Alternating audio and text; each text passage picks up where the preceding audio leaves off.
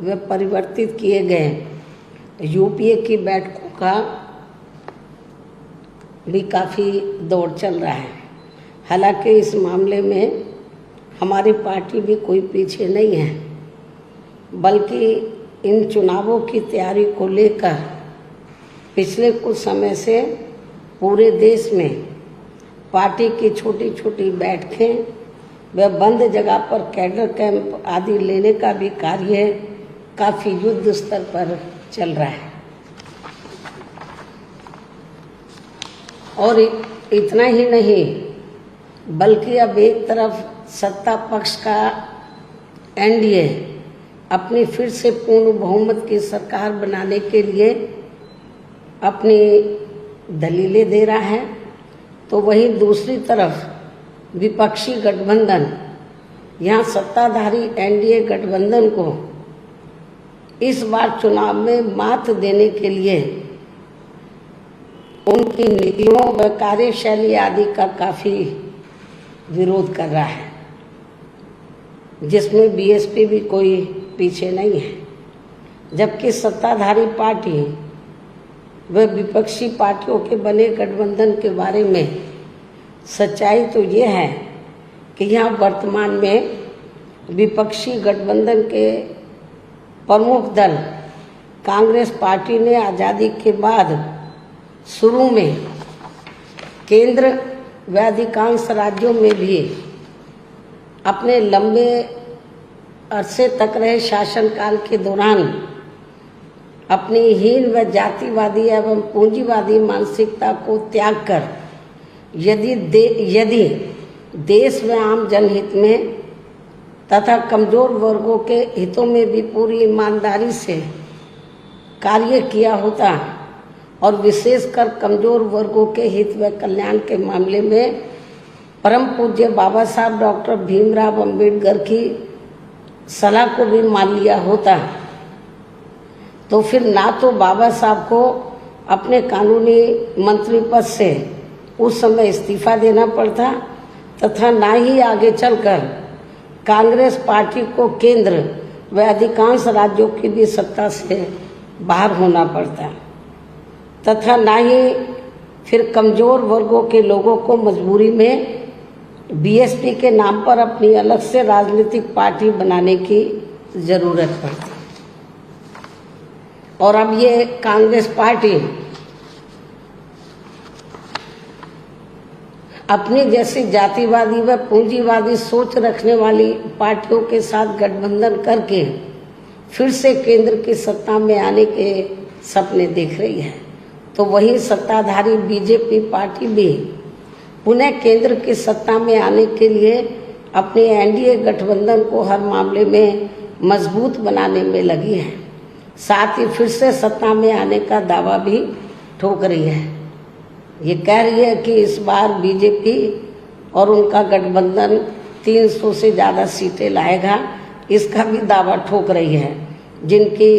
कथनी व करनी में कांग्रेस पार्टी की तरह ही कोई खास अंतर नजर नहीं आता है। कहने का तात्पर्य ये है कि अब ये दोनों बने गठबंधन यानी कि एनडीए व परिवर्तित किए गए यूपीए केंद्र की सत्ता में आने के लिए अपने अपने दावे ठोक रहे हैं,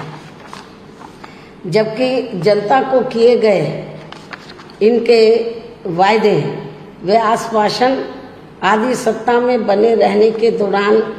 अधिकांश खोखले ही साबित हुए हैं।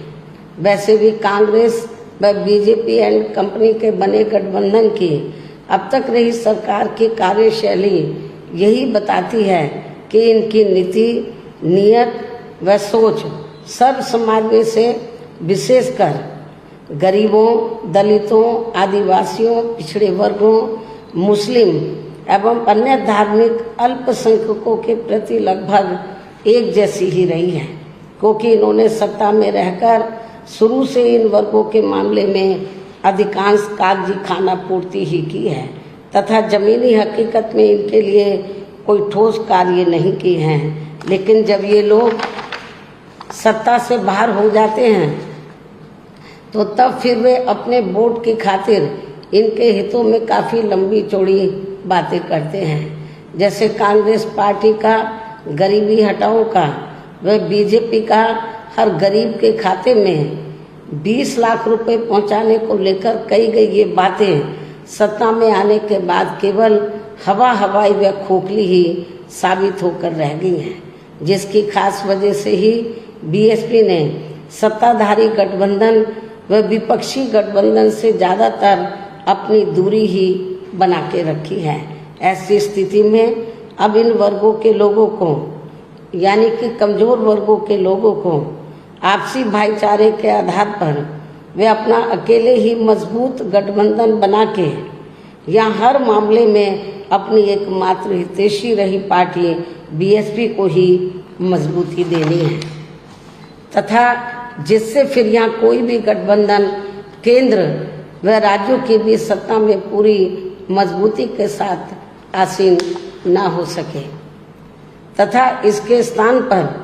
फिर इनकी मजबूत नहीं बल्कि मजबूर सरकार ही बनेगी। हमारी पार्टी का ये पूरा प्रयास होना चाहिए ताकि बीएसपी के सत्ता में ना आने की स्थिति में भी इन कमजोर वर्गों का यानी कि दबे कुचले लोगों का ये लोग ज़्यादा शोषण ना कर सके। इतना ही नहीं बल्कि ऐसी स्थिति में बीएसपी को भी सत्ता में आसीन होने का मौका मिल सकता है और जब तक हम लोग अकेले अपने बलबूते पर खड़े नहीं हो पाते हैं, इसलिए इन सब बातों को ध्यान में रखकर अब बीएसपी को लोकसभा चुनाव में व इससे पहले राजस्थान, मध्य प्रदेश, छत्तीसगढ़ व तेलंगाना आदि राज्यों में होने वाले विधानसभा चुनाव में भी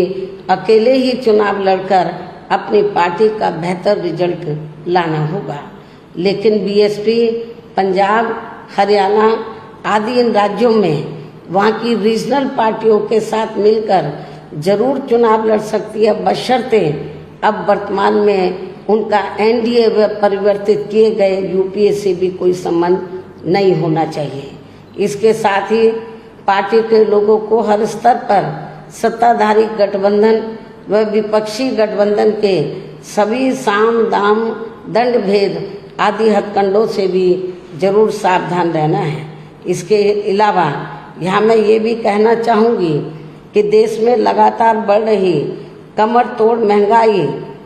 अति गरीबी व बेरोजगारी आदि की इन गंभीर समस्याओं के प्रति केंद्र के उत्तरदायित्व को लेकर कल से शुरू हो रहे संसद के मानसून सत्र में जवाबदेही का लोगों को काफ़ी बेसब्री से इंतजार है, किंतु मणिपुर में जारी चिंतनीय हालात, हिंसा व सुरक्षा ही अब नया मुद्दा बन गया है। किंतु इन समस्याओं के प्रति भाजपा का रवैया अब तक व्यापक जनहित का कम तथा अपने राजनीतिक स्वार्थ का ज़्यादा देखने को मिल रहा है, जिस कारण देश से जुड़े इन मामलों का जटिल बने रहना अति दुखद है। जबकि देश की प्रगति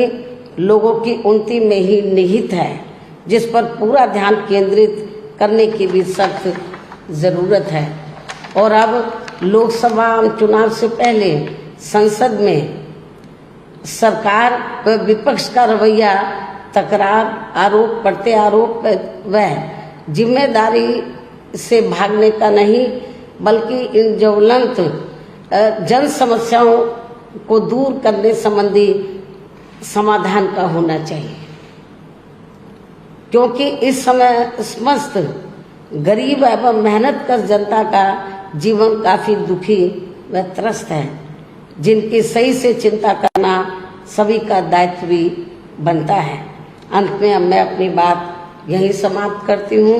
धन्यवाद। जय भीम व जय भारत।